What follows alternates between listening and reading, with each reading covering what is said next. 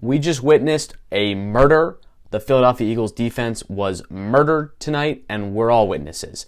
This is atrocious. It is embarrassing. It is whatever adjective you want to use to describe this game, throw it in there because it's appropriate. The Eagles get mauled by the Dallas Cowboys on Monday night, division game, third game of the season, still early, but not very good. Saying not very good is putting this very lightly. It was a horrible effort by the Eagles tonight, coaching and the players. Twofold. They just got out-coached, which is insane because Mike McCarthy, kind of a buffoon, but then Nick Sirianni.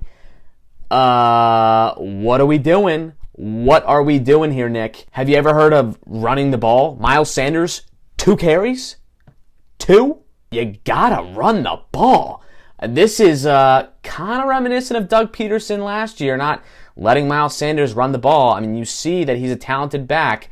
Is he the best thing since sliced bread? No, but he's great at what he does and getting this team going, and I would hope that Nick Sirianni would understand that, but right now, it's not looking like that. Let's just get out our feels.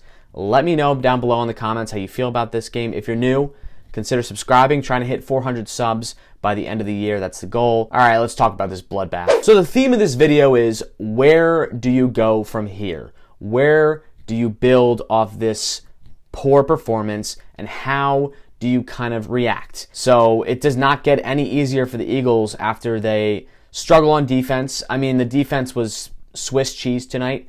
No pressure, little to no pressure from Jonathan Gannon's defense. They had no answers for Dak Prescott, Ezekiel Elliott, Tony Pollard. I mean, the whole Cowboys offense was moving the ball at will in the first half, and that was pretty much the story of that first half, with the Cowboys doing whatever they wanted to do and the Eagles not being able to move the ball on offense. You know, obviously the defense was out there a lot in the first half and throughout the game in general, but the Eagles offense was 3 and out, 3 and out, 3 and out, turnover, 3 and out, 3 and out, turnover. No stability, no consistency from this offense, and we saw that last week, and everyone was like, okay, maybe that was just a fluke because the 49ers are a good team, but no. This is 2 weeks in a row where Jalen Hurts hasn't been good, the play calling hasn't been good. Nothing's really been good from this Eagles team in the last 2 weeks, and that's concerning. That's very concerning right now with where this team is going and who they're going to play. Obviously, all the fanfare with Nick Sirianni and wearing his Beat Dallas shirts, it's not a good look for the Eagles when you lay an egg and get destroyed by your rival. It doesn't feel good. It's not pretty. There is talent on this team, and they're young, and they're going to grow, and they're going to learn, but there has to be some consistency, some stability.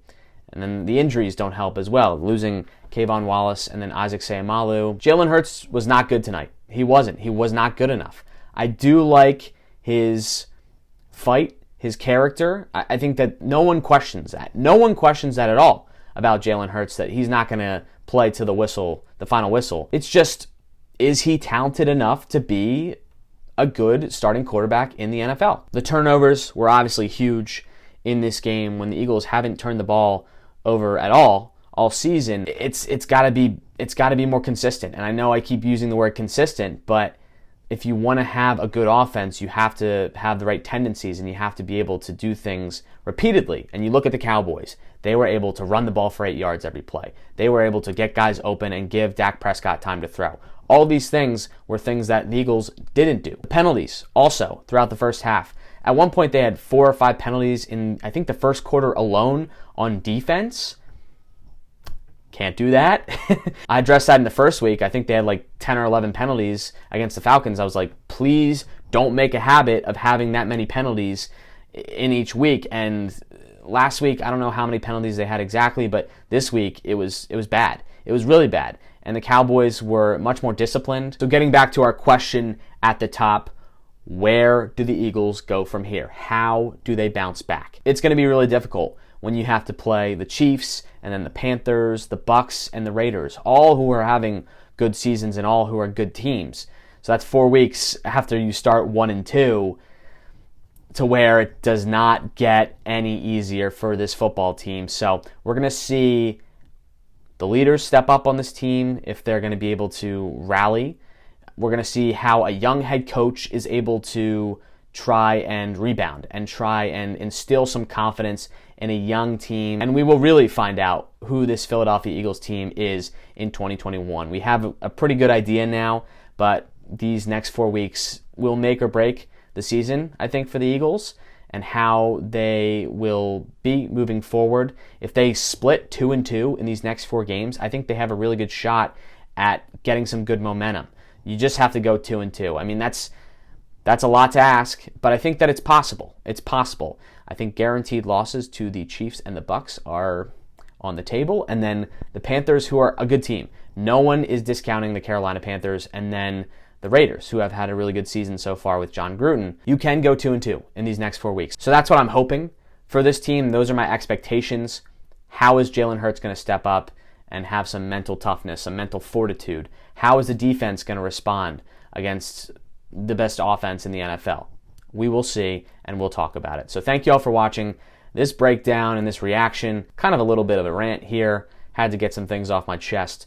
Watching this team made me sad, and I'm sure if you're an Eagles fan, you were sad too. I want to thank you all for watching and appreciate the support as always. Catch y'all in the next video.